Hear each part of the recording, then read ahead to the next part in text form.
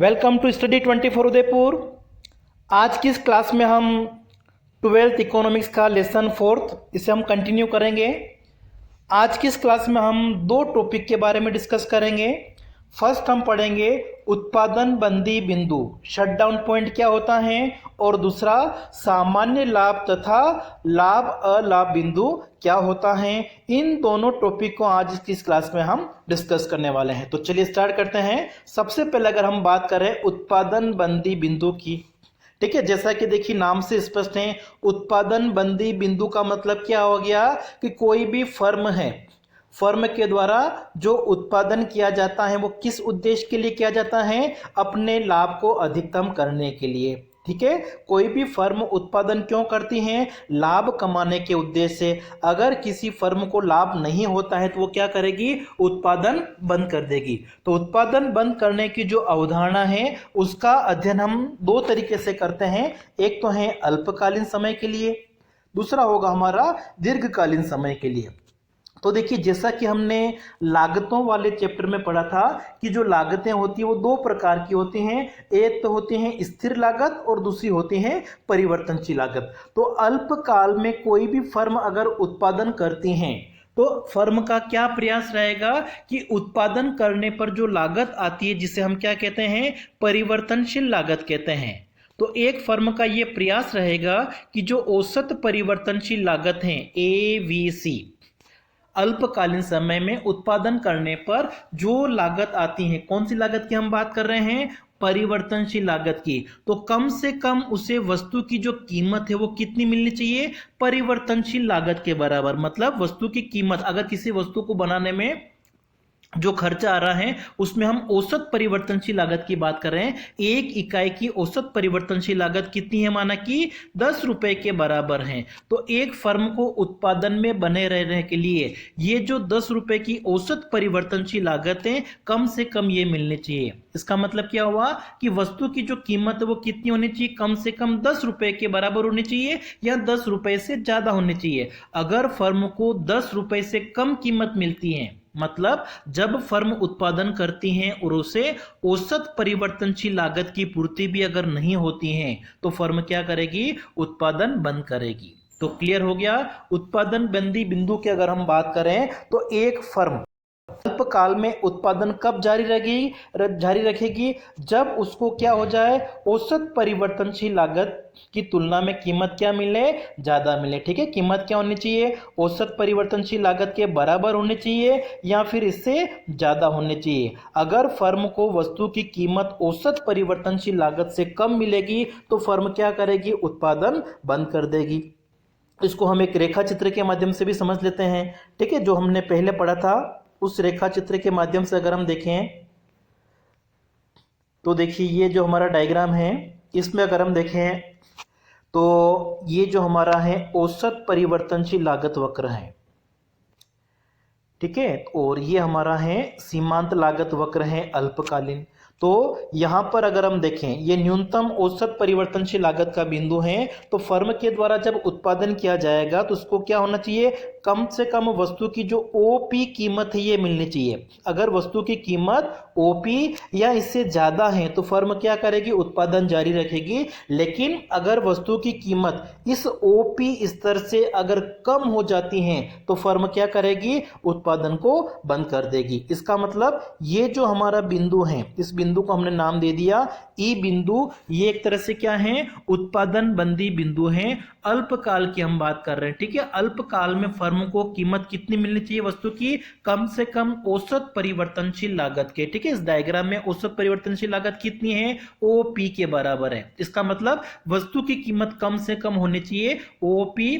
अगर OP कीमत से वस्तु की कीमत अगर कम है तो फर्म क्या करेगी? उत्पादन बंद कर देगी। इसी तरीके से दूसरा अगर हम बात करें दीर्घकाल की बात करें तो दीर्घकाल में जो उत्पादन बंदी बिंदु है उसका निर्धारण किसके आधार पर होगा?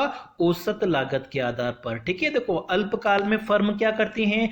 स्थिर लागत के बराबर हानि जो है वो सहन कर सकती हैं। लेकिन दीर्घकाल में जब वो उत्पादन प्रक्रिया में बनी रहेगी तो उसको औसत जो स्थिर लागत होती है AFC और दूसरी होती है औसत परिवर्तनशील लागत एवीसी, और इन दोनों के योग को हम क्या कहते हैं, औसत लागत कहते हैं, एसी कहते हैं। तो दीर्घ काल में एक फर्म उत्पादन में कब बनी रहेगी, जब उसे स्थिर लागतों की भी पूर्ति हो जाए और परिवर्तनशील लागतों की पूर्ति हो जाए। दोनों को मिला के हम क्या कह सकते हैं, दीर्घ काल में जब फर्म को वस्तु की कीमत औसत लागत के बराबर या उससे अधिक मिलेगी तो फर्म क्या करेगी, उत्पादन को जारी रखेगी। अगर वस्तु की कीमत औसत लागत से कम हो जाती है तो फर्म क्या करेगी, उत्पादन को बंद कर देगी, उत्पादन प्रक्रिया में वो नहीं रहेगी। ठीक है, इस डायग्राम में अगर हम देखें तो ये हमारा दीर्घकालीन सीमांत लागत वक्र है और ये हमारा दीर्घकालीन औसत लागत वक्र है। तो फर्म उत्पादन प्रक्रिया में कब बनी रहेगी, तो ये जो हमारी न्यूनतम औसत लागत है, वस्तु की कीमत इसके बराबर होनी चाहिए। ठीक है, इस डायग्राम में अगर देखें हम, वस्तु की कीमत कितनी है, माना कि ओ से लेकर पी, और औसत लागत भी कितनी है, न्यूनतम ओ से लेकर पी। तो वस्तु की कीमत ओपी या इससे अधिक होगी तो फर्म उत्पादन प्रक्रिया को जारी रखेगी, उत्पादन में वो बनी रहेगी। लेकिन वस्तु की कीमत अगर ओपी, ठीक है, ओपी का मतलब औसत लागत हम कह सकते हैं, इससे अगर कम है तो फर्म क्या करेगी, उत्पादन को बंद करेगी। नेक्स्ट जो हमारा दूसरा टॉपिक है वो हम पढ़ेंगे सामान्य लाभ तथा लाभ अलाभ बिंदु। ठीक है, अब देखिए सामान्य लाभ का मतलब क्या हो गया कि कोई भी फर्म अगर उत्पादन करती है तो उसका उत्पादन करने का उद्देश्य क्या होता है, लाभ कमाना। तो कोई भी फर्म उत्पादन प्रक्रिया में बने रहने के लिए क्या जरूरी है, उसे कम से कम थोड़ा बहुत, जैसे वस्तु की लागत आ रही है, माना कि एक इकाई को बनाने में 10 रुपए का अगर खर्चा आ रहा है तो उस फर्म को उत्पादन कार्य में बने रहने के लिए, व्यापार को बनाए रखने के लिए क्या जरूरी है, कुछ तो लाभ मिलना चाहिए। ठीक है, जिसको हम क्या कहते हैं, सामान्य लाभ कहते हैं। मतलब लाभ का ऐसा एक न्यूनतम स्तर जो एक फर्म को उत्पादन प्रक्रिया में बनाए रखता है, उसको हम क्या कहते हैं, सामान्य लाभ कहते हैं। ठीक है, माना कि 10 रुपए का खर्चा है और उत्पादन प्रक्रिया में उत्पादक को प्रोत्साहन देने के लिए माना कि 1 रुपया मिलना चाहिए, तो 10 + 1 क्या हो गया हमारा, 11 रुपए। मतलब वस्तु की जो कीमत है वो कम से कम कितनी होनी चाहिए, 11 रुपए होने चाहिए। उस 11 रुपए में ये एक तरह से हम क्या कहते हैं, इसको लागत कहते हैं। ठीक है, जिसमें 1 रुपए का सामान्य लाभ भी जुड़ा हुआ है। सामान्य लाभ जो होता है वो लागत का अंश ही होता है, लेकिन जब फर्म को वस्तु की 1 इकाई बनाने में 1 रुपए का जो न्यूनतम सामान्य लाभ है अगर वो मिल रहा है तो फर्म क्या करेगी, ये सोचेगी कि आने वाले समय में उसके लाभ की मात्रा क्या हो जाएगी, बढ़ जाएगी, और ये सोच के वो क्या करती है, उत्पादन प्रक्रिया को जारी रखती है। जिस फर्म को सामान्य लाभ की प्राप्ति नहीं होती है वो उत्पादन प्रक्रिया में बनी नहीं रहेगी। ठीक है, वो क्या करेगी, उत्पादन प्रक्रिया को एक तरह से छोड़ देगी। तो ये एक तरह से हमारा हो गया सामान्य लाभ। ठीक है, सामान्य लाभ का मतलब क्या हो गया कि लाभ का वह न्यूनतम स्तर जो किसी फर्म को उत्पादन प्रक्रिया में बनाए रखने के लिए आवश्यक होता है, उत्पादन प्रक्रिया में फर्म को उत्पादन करने के लिए प्रोत्साहित करता है एक तरह से कि हाँ थोड़ा बहुत न्यूनतम लाभ मिल रहा है ताकि आने वाले समय में क्या होगा, फर्म का लाभ बढ़ भी सकता है। तो ये हमारा हो गया सामान्य लाभ। और लाभ अलाभ बिंदु की अगर हम बात करें तो लाभ अलाभ बिंदु का मतलब क्या होता है कि जब फर्म उत्पादन प्रक्रिया में उत्पादन करती है तो देखो सामान्य लाभ से उसको जितना भी पैसा ज्यादा मिलेगा उसको हम क्या कहते हैं, अधिक सामान्य लाभ। जैसे अगर हमने कहा था भी कि 10 रुपए वस्तु की लागत है और 1 रुपए का सामान्य लाभ जुड़ा हुआ है। ठीक है, अगर 11 रुपए मिल रहे, ये क्या है, सामान्य लाभ हो गया। लेकिन अगर इससे कुछ ज्यादा मिलता है, माना कि फर्म को कितना मिल रहा है, 12 रुपए मिल रहा है, 13 रुपए मिल रहा है, तो 1 रुपए से ज्यादा मतलब 11 रुपए से जितना भी अधिक मिल रहा है वो सारा क्या होता है, अधिक सामान्य लाभ हम कहते हैं। तो अधिक सामान्य लाभ का मतलब क्या हो गया, सामान्य लाभ से जितना भी ज्यादा मिलेगा, अगर सामान्य लाभ से कम पैसा मिलेगा तो फर्म क्या करेगी, उत्पादन को बंद कर देगी। अब देखिए जो हमारा पूर्ति वक्र होता है, ठीक है, पूर्ति वक्र हमारा कौन सा होता है, जो सीमांत लागत वक्र हम बनाते हैं उसको हम क्या कहते हैं,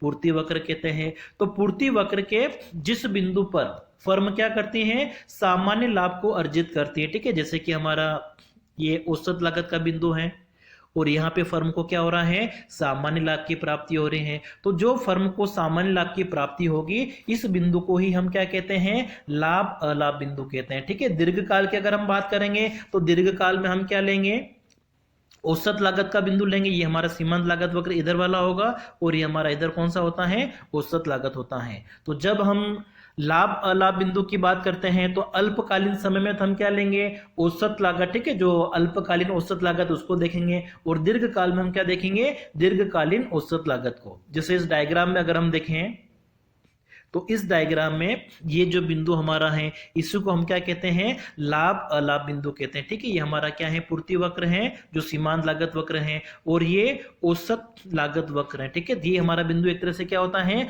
लाभ अलाभ का बिंदु होता है। तो ये हमारा जो पूर्ति वक्र है, इस पूर्ति वक्र के इस बिंदु पर, ठीक है, फर्म क्या कर रहे हैं, यहाँ पे सामान्य लाभ अर्जित कर रहे हैं।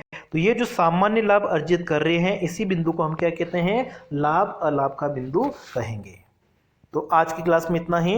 नेक्स्ट क्लास में इसका आगे का जो टॉपिक है उसको हम डिस्कस करेंगे पूर्ति वक्र के बारे में।